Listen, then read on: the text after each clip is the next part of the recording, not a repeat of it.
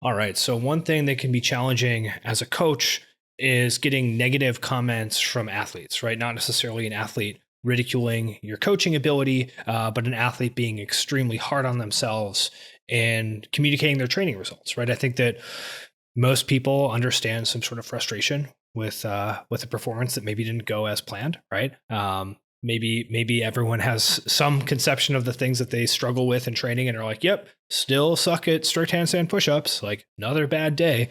And that's a very understandable and common emotion for people to feel. But as a coach, when you're sort of reviewing someone's training results, you want feedback. You want to be in touch with where they're at emotionally relative to their performance, how things are going.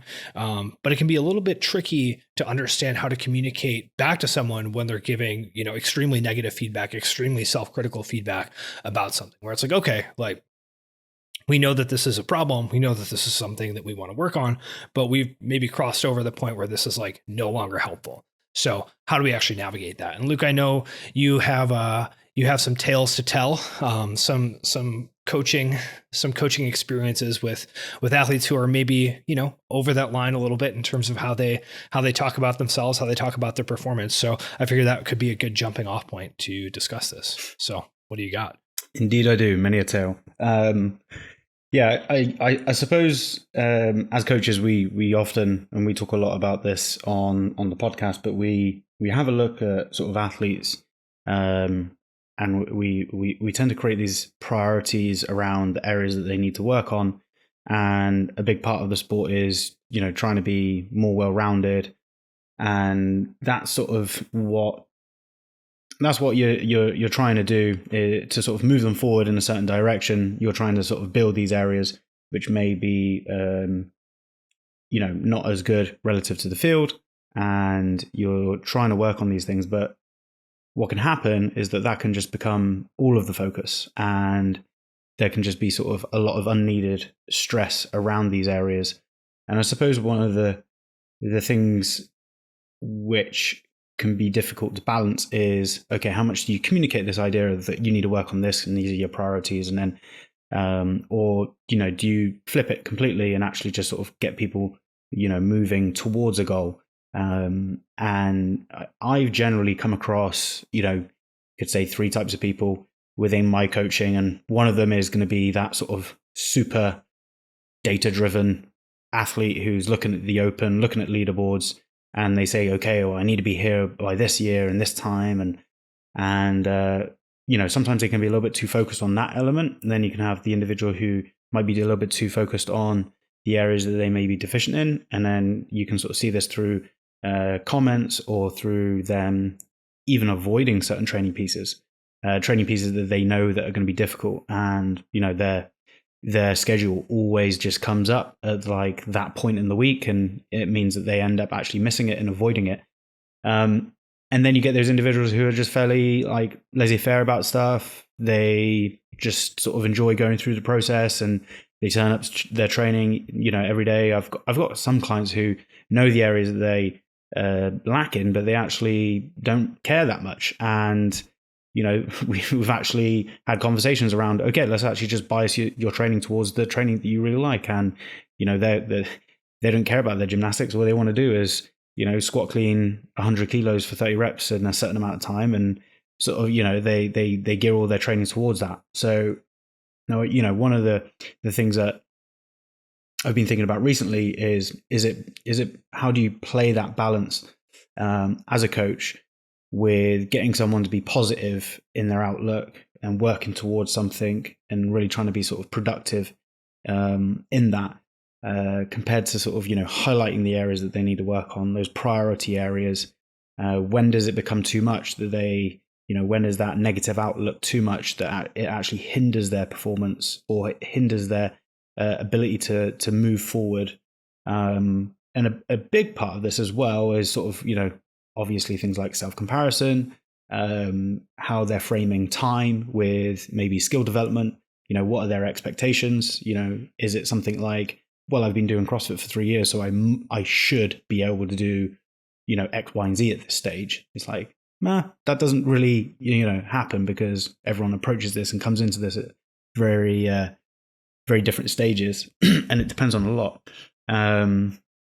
So yeah, what are your thoughts on that? What do you guys think is sort of a right balance with, you know, that idea of working sort of towards something productively, but then also having sort of this focus of maybe moving away from those elements which maybe athletes struggle with a little bit more?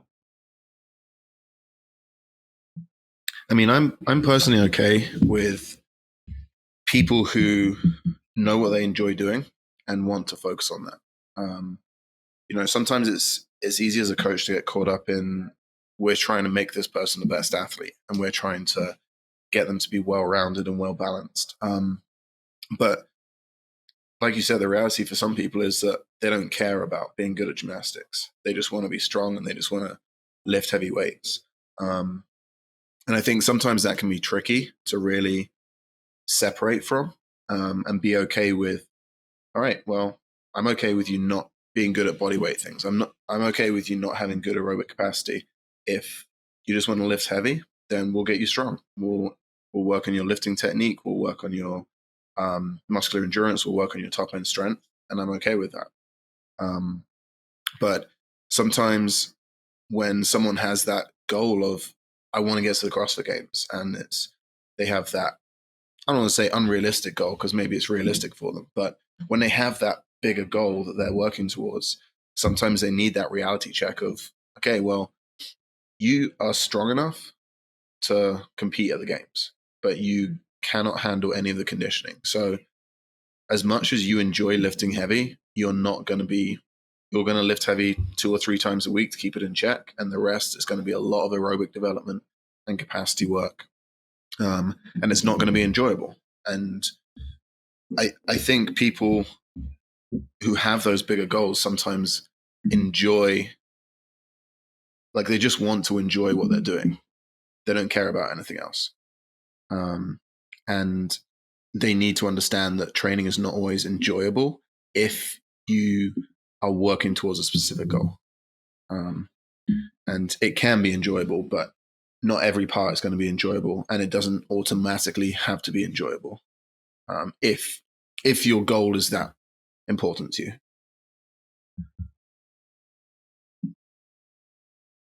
Yeah, I mean, something that I was going to react to, Luke, in what you were saying is that I think that especially for people who make the decision to compete in a painful, data-driven sport like CrossFit, right? I mean, there's going to be a massive selection effect for the kind of person who wants to focus intensely on areas that need improvement, right? It's like, okay, the kind of person who's like relatively chill and doesn't care that much about not being good at something is like not the kind of person who's like, yes, let me hire a coach to make me better at this super uncomfortable sport that requires long hours by myself in the gym doing difficult, painful activity, right? It's just like, what kind of person is going to decide to do that like just of their own volition and then spend money and time to get better at doing it? And that's the kind of person who is like going to intensely focus on something and be frustrated that they're not improving as quickly as they want to, and like get really, really focused on things that are like not up to snuff, right? They have some sort of sense of internal standards for themselves and they're not meeting them. And that makes them feel bad. And they try to close that gap, right? It's like, okay, this is the population of people who are going to, number one, compete in the sport. And then number two, like hire a coach to get better at competing in the sport.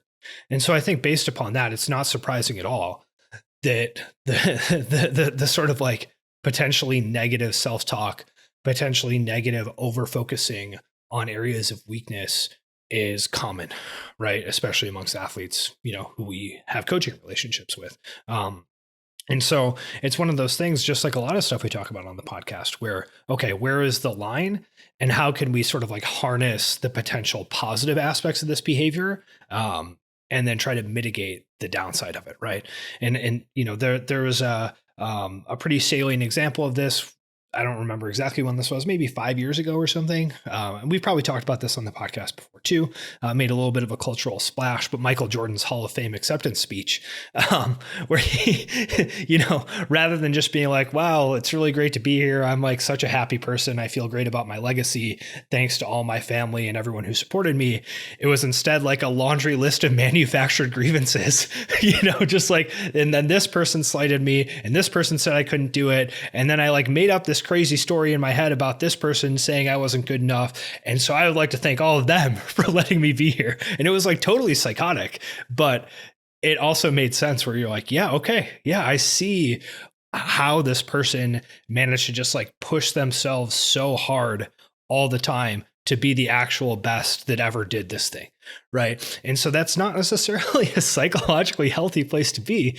But in this case, like it clearly worked out okay for him, right? In terms of his, maybe not his personal happiness, but at least his external performance and rewards based upon that. So, in terms of achieving elite performance, like maybe we do want to harness some of this negative energy and sort of focus it in a way that results in the desired outcome. But I think that kind of what you were getting at, Luke, is that, okay, in some cases, this actually doesn't move us closer to the desired outcome. It's a negative thing. It causes bad performance issues for the athlete. It's unhelpful to them. And so, can we, number one, maybe we don't want to like encourage people to be unhappy and have all these kinds of problems. Number two, given that they maybe have some of this energy already, can we like funnel that, guide it, maybe set up some barriers with it so that it's being routed in a way that's like more helpful for their performance, less damaging to them as just like a person who exists. I don't know. Hard problem. Do you think there's really that? Sorry, Luke. I was going to say, do you think there's really that many people that are at the top of their game, like Jordan was, or like Tiger Woods was, maybe 15 years ago, or like Matt Frazier was in CrossFit, or Rich Froning? Do you think any of those people were truly happy all the way through that journey in terms of what they were having to do? Because I think they can be. No, right. And it's, yeah, dude, also like salient, more recent example, Tom Brady, where he's like, actually just kidding. Like, I'm just going to ruin my entire life with my family and my wife just to play a few more years of football as like a 45-year-old man. It's like, dude, you fucking psycho. Like, cool, I guess, but all right. And I not to say people should strive for that like unhappiness with their like journey to where they're trying to get, but I don't think you can get to that point of greatness, regardless of what this is, whether it's sport or not. I don't think you can get there unless you're willing to be unhappy at times and to be grinding through stuff. And it's okay for people to avoid that, but they also have to accept the fact that maybe they're not going to get to the point they want to get to. Yeah, I think it's a balance for a lot of people of happiness and what that end goal is, and what the balance is that you're happy with. I do think, this sort of chat just reminds me of like, you guys ever seen that speech of that guy who goes to like a high school and he's like, you got to want it as bad as you want to breathe, and he talks about someone who's like a rich businessman who's getting like drowned in the sea and then comes up for breath, and he's like, that desire to breathe is like, that's how much you need to be successful, that's how much you want to try to be successful and all this. And it just feels a bit like that's okay for like this very small group of people who get put up on a sort of pedestal, but it's not sustainable for a lot of people. And I think that like you can have this sort of negative energy about how you perform, and I'll admit, when I was training to be more competitive in the past, like my goals were based on like, I want to beat this person and I want to do that, and that drove me like pretty well, but it also wasn't a sustainable way of going about it, and it didn't like allow me to have as much, say, sort of consistency and longevity in how I went about my training. And I think that the people who do hang around in this sport in a productive way for longer, they're the people who do better. And is about sort of accumulating that time. And I don't think the sort of like negative energy motivation is a very sustainable method, especially for people who do this recreationally. Because if you do it recreationally and you spend 2 hours a day doing this hobby and you're working 4 times a week on something that you know you're not good at, like, and and you're not enjoying it, and I mean maybe you do enjoy it, but I do think that that's not a good thing, because it will be a case of, say, okay, you do that for 18 months and then you're burnt out from it. Whereas if you sort of find a way and you sort of balance it out, and maybe you're reframing like progress and how you actually want to move ahead in the sport, and you maybe don't work on your weaker areas as much, and maybe you work on the elements that will help develop that. Maybe, okay, you don't have a certain skill, but rather than actually just like hammering that skill constantly all the time, just focus on actually playing the long game and developing the strength and the sort of coordination that's required for that skill in a bit more of a you could say in a little bit more of a broken down manner. And then be careful about how much you like integrate the thing that you're not as good at and you find difficult. Because I also think that sometimes when people have this like negative energy as well, it's almost like that they're just trying to copy what they see from, like, you know, these elite performers in sport or in business or whatever, you know, like, and then like they're hungry for feedback and they want to know what they need to work on. You know, they like, okay, keep doing, stop doing, like, tell me those 3 things, because they like read that in like some, I don't know, self-help book or some shit. And then they don't actually action any of it. And you don't see a change in their behavior when they get that feedback. So it's sort of like, that's why I would say it can be quite negative, because it's unsustainable, especially for the recreational athlete, which 99.9% of us, like, who train to be, you know, competitive in this in CrossFit, that's literally everyone. And then as well as that, it's yeah, like, I don't really think that, you know, I think a lot of people like the idea of, you know, really working on, you know, what they're deficient in and stuff like that, but then you don't really see maybe like the behaviors and the approach happening in sort of like the way it should do. And maybe that's an education piece from the coach, and maybe it's something that needs to be sort of worked through. But yeah, I suppose that's my take on it. Yeah, Luke, I think your point about the recreational athlete is important, right? That a lot of the folks who we're talking about are, you know, hoping to improve their quarterfinals performance, you know, hoping for a shot at a semifinals individual spot, you know, hoping to send a team to the games, hoping to, you know, just like beat their friend in a workout. And it's like, yeah, you know, the psychological issues and like performance dysmorphia of like someone like Jordan or Brady or whatever is maybe not a good model for that person, right? That's like really not what they need to be doing, and maybe not what's going to actually be best for them.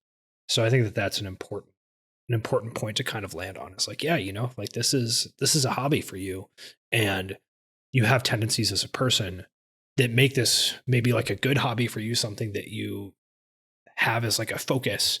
And those tendencies can also make this hobby like very unpleasant for you in a way that just like makes you unhappy. That's hard. Yeah. It's a tough riddle to solve, I suppose. Going back to that idea about sustainability with it as well, is that if your approach on that negative, like if your approach is looking at things in like a negative light, like in this sport, you're always trying to find that area that needs a bit of work on. And once one thing ends, another thing begins, and then it's a new thing. So it also creates this like idea that you could say, call it a rival state or whatever it is, but where like everything becomes easier. And it's like not the case. Like you just learn how to cope with things a little bit better, and you sort of manage it. Like it's is that sort of it's a sort of it can lead to people having like this arrival state mentality when if you're able to keep a positive outlook and constantly identify those things and sort of move through that and sort of and ticking things off, essentially, that becomes a lot more of a productive and continuous process, in my opinion. Luke, maybe to push you to elaborate on that a little bit, since I think that this might be an area that could be a little bit more like tangible and tactical for athletes or coaches listening, right? Is that, we've sort of made this point that the kind of person who wants to compete in CrossFit is probably going to have, more than the median person, a desire to focus on weaknesses and improve themselves, and just like a general dissatisfaction with where they stand relative to their expectations, right? And so, like, cool, you definitely need to have more of that trait than the median person to succeed in a sport like CrossFit. Okay, like, how do we harness that so that it's productive for you in terms of where you're focusing and like how you're looking at your performance and how you're spending your time? And how do we stop you from just like beating yourself up, making uncomfortably negative comments in your training notes? Just all the downsides associated with that. Yeah, I mean, I suppose you probably have to like create some guardrails on how you look at things. You obviously, maybe you work on something that you need to work on each day, but then maybe you also balance that out with doing something that you either enjoy or that you're good at. You could create maybe some mechanism around there, or you could sort of try to, do reviews of training weeks, of training cycles, and just make sure that you're still like enjoying the process. I know that like competing for some people is a good thing to do on a semi-regular basis because it sort of isn't, it's hard as you do it, but it's an enjoyable experience, and you come out of it and you're like, all right, cool, I'm motivated to work on this thing. But if you're sort of 6 months chipping away at those like 3 priority areas which you're not as good at, and you're going through long training progressions that are just focusing on that can be that can be quite difficult. Conversely, if you do too many competitions and you do too many qualifiers, or you have too many sort of opportunities to really like where you're going through self-comparison, like you guys were talking about the other week on the qualifier, using qualifiers in training podcast. So yeah, I think that it's just making sure that like on reflection, you still feel like you're moving forward, you're enjoying it, you're actually like, it might feel a little bit stupid to do it, but you're actually like putting in these sort of checkpoints where you're like just checking in with yourself, or you're giving yourself the opportunity to enjoy shit a little bit more and just to sort of like drive you forward. And then just like not necessarily being too hard on yourself as well. I do remember, like, I think I was listening to a Training Think Tank podcast, and I think Max was talking about selecting training partners. And he was saying that it's good to have someone who's better than you, someone who's like similar to you, and then someone that you're better than as well. And then it was sort of like this trying to sort of create balance in that idea of like chasing, or that idea of like leading. And I think that could be quite useful to do within your training as well, whether you set out your training in a way where you sort of have that feeling like, you're ahead, you have that feeling where you're chasing, or you have that feeling where you're sort of, you're just cracking on with your training. I don't know how you would do that. But I think that, yeah, just creating maybe some guardrails, putting in those opportunities to check in, and then just making sure that the training is just not like constantly hammering the stuff that you either find difficult or you don't enjoy.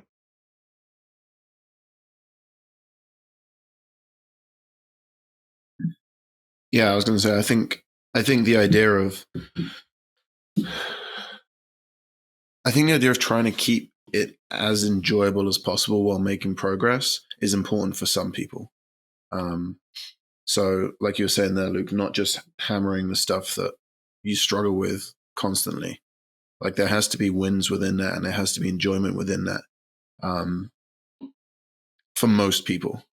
And I think you can get to the top level, regardless of the sport. I think you can get to the top level without suffering like all the time. But I think it comes down really to the mentality of the athlete as to how much suffering they can cope with and keep wanting to push forward. And I think everyone has their limit there. And if you're one of those people that can suffer a lot, then great, you can keep pushing through the things that aren't as enjoyable, that are more difficult. And if you can't suffer as much, doesn't mean you can't be a good athlete. But maybe the time frame is different.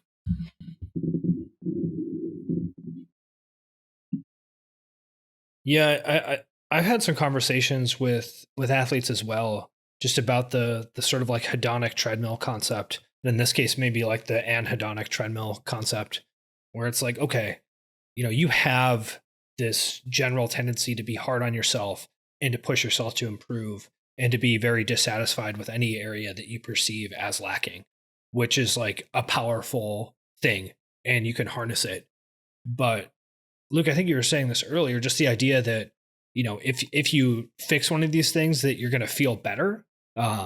I think it's like false for a lot of athletes. It's like, no. You're just going to have this instinct kind of no matter what. And we're not necessarily going to make that go away. And I don't even know if we want to make that go away.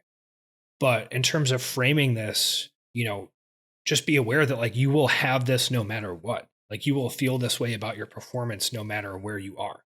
And that's okay. Like that's okay. And you want to use this ability and this tendency to improve yourself.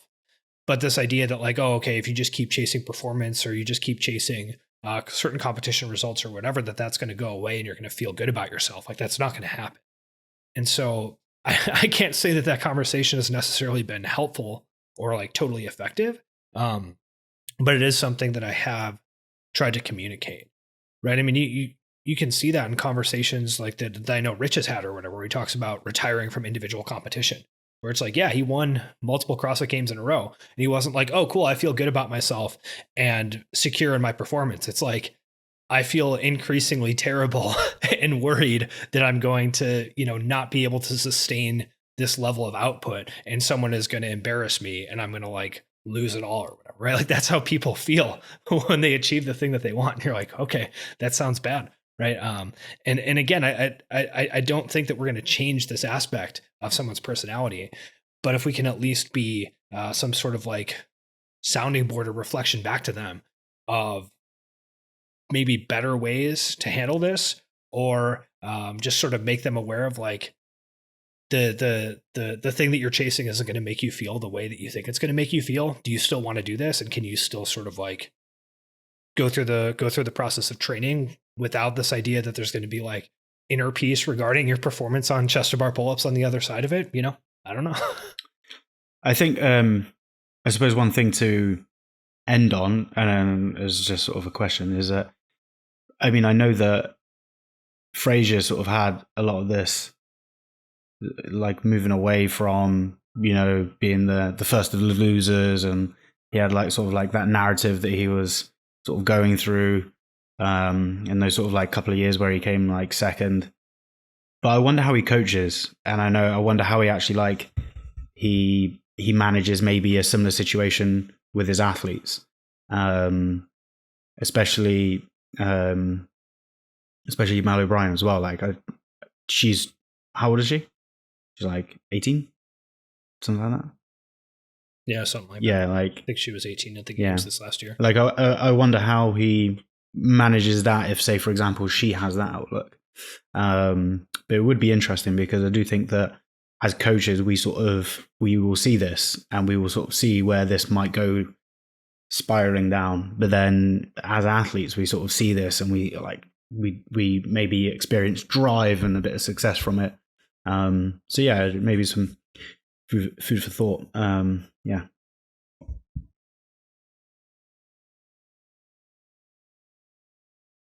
Yeah, that is an interesting point, Luke, right? I mean, that clearly, you know, someone who achieves that level of performance and maybe has some of those same psychological tendencies, right? When they coach, are they like, hey, you shouldn't do this, like this made me miserable? Or are they like, lean into this? This is the way that you destroy all your competitors by being just totally manically driven for however long it takes to achieve this level, right? I don't know. I'm curious.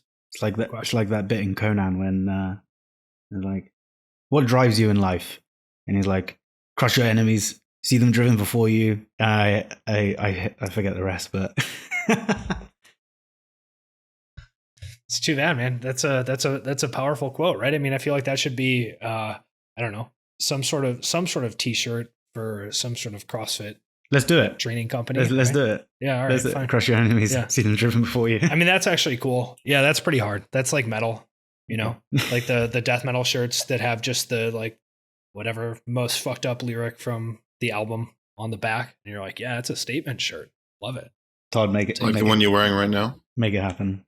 Yeah. What's on the back of this one? I actually don't even know. I think it's just like an image of some sort of like Baphomet style thing. I'll turn around. You guys can see on video. Most people are going to listen on normal podcast player though. So yeah, it looks like some kind of just devil on a plinth. Yeah, I think it's just like a standard Baphomet style thing. But yeah. You know, if anyone is curious about Greek black metal, Verathron, best band, best Greek black metal band. Check it out. All right, cool. We'll call it there.